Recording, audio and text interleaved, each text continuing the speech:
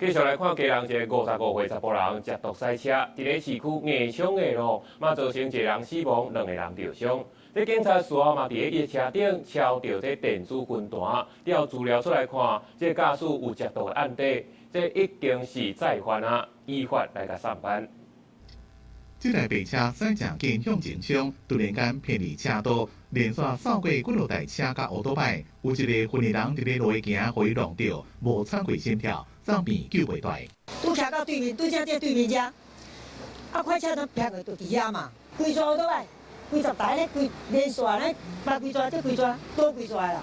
比那种鞭炮声还要恐怖，对，巨响，就这样整个冲撞进来，我们这里的摩托车客人的摩托车都毁损。乌托摆倒规排，车壳零件也甲规死过，现场有防锁线管制。迄当阵有一台车临时停伫路边，人坐伫咧车内，互伊撞到了，人受伤，车向前杀几60公尺，总共1死2伤。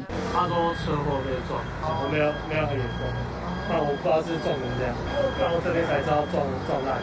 我去买东西啊，结果就后来听到嘣的一声，结果来看就。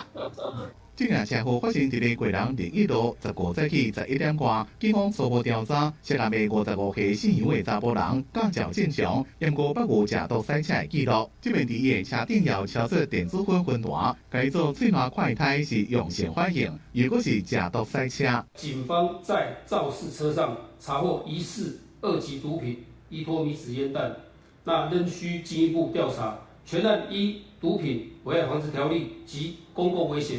移请基隆地检署侦办。